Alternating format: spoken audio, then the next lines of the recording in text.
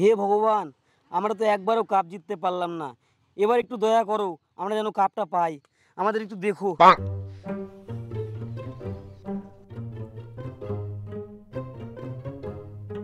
হে প্রভু, আমরা একবারও কাপ জিততে পারি না, এবার যেন আমরা কাপটা জিততে পারি প্রভু, দয়া করো প্রভু। প্রভু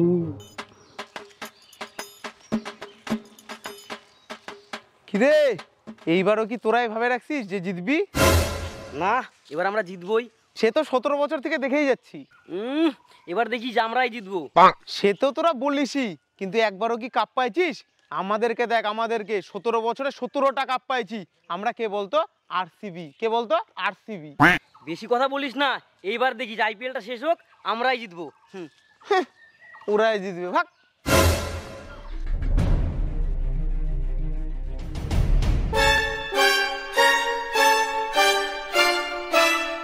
এমআই এর ড্রেস?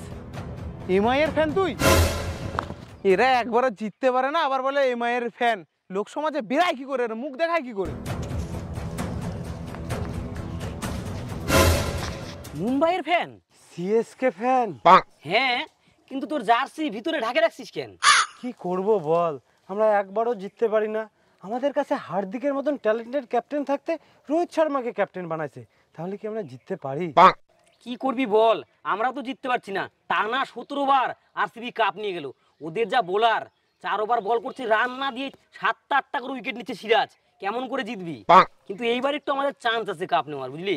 এবার যদি আমরা কাপ জিততে না পারি, তাহলে আর মুখ দেখাতে পারবো না রে।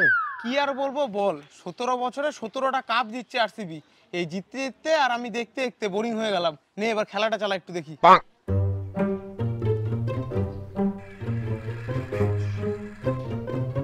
গম্ভীর, ধোনি আর কোহলি কত সুন্দর বন্ধু, তাই না বল?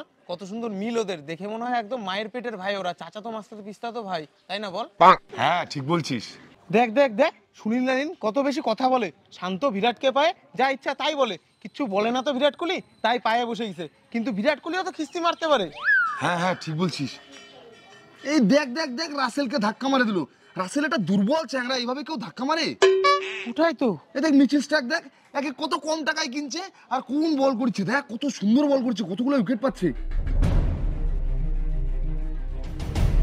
বাবা, আমাদের টিম কি কোনোবারই জিততে পারবে না? একটু বলো না বাবা।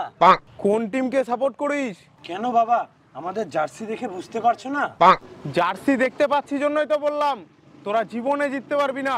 তাড়াতাড়ি টিম চেঞ্জ করে নে। সমাজে মুখ দেখাতে চাইলে এখনো সময় আছে, তোরা আরসিবিতে জয়েন কর। না বাবা, আমি হার্দিক পান্ডিয়ার বিশাল বড় ফ্যান, আমি এমআই ছাড়া কোথাও যেতে পারবো না। তাহলে তো তোর কিচ্ছু করার নাই। আর তুই? 17 বছর ধরে চেন্নাই হেরে যাচ্ছে, তাও আমি সিএসকেরই ফ্যান বাবা। ধোনির 95 বছর বয়স, আর 4-5 বছর খেলবে। যতদিন ধোনি বাঁচে আছে, আমি সিএসকেরই ফ্যান। তাহলে তোরা জিততে পারবি না, একমাত্র আরসিবিতে আসলেই তোরা জিততে পারবি।